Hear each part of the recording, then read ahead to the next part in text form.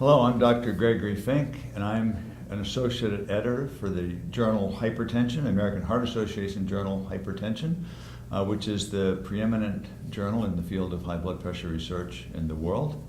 And we're here today to highlight a very special activity that our journal performs every year, which is to select the top papers that were submitted to the journal and published in the journal during the year. And this is a process by which we evaluate external markers of the quality of paper, for example, citations, but also the editors get together and carefully evaluate the papers, and after that process is done, together that information is used to select the best papers in three categories.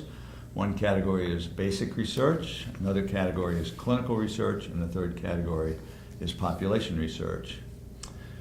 And right now I would like to introduce to you one of our winners in the basic research category. And sitting next to me is Dr. Katrien Bogman from Belgium. And she is the lead author on one of our papers selected in the basic research category. The title of that paper is Preclinical and Early Clinical Profile of a Highly Selective and Potent Oral Inhibitor of Aldosterone Synthase, CYP11B2.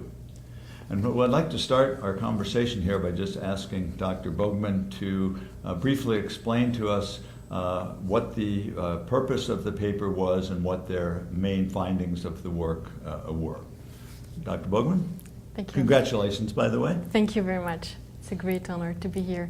So what we describe in the paper is mainly the early stage of drug development. So the early tests we are doing to gain confidence in a molecule, to gain confidence on the mode of action, the safety, and then what we want to check is how good the translatability is from preclinical models to the clinic.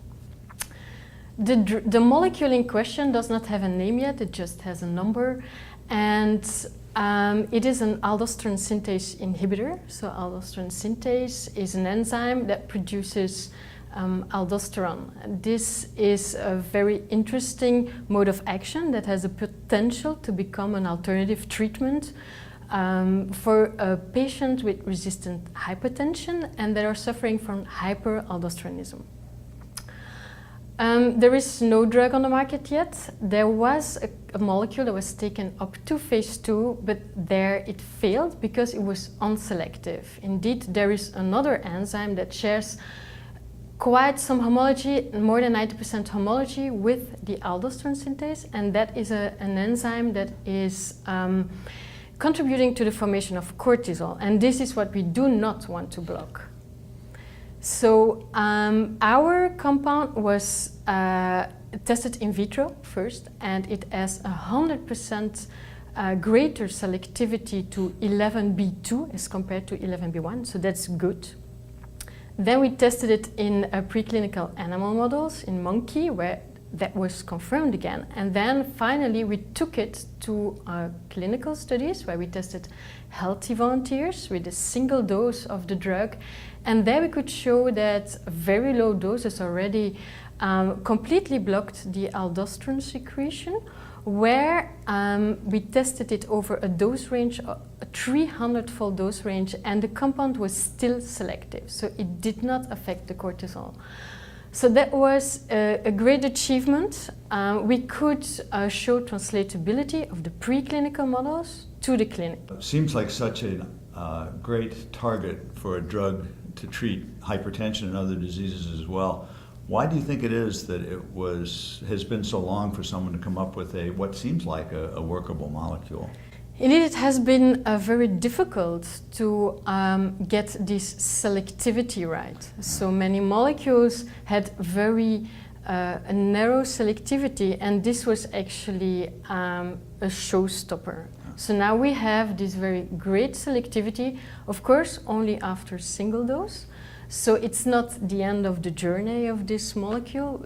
Multiple dose studies need to be conducted to verify whether the selectivity stays when we have multiple dosing.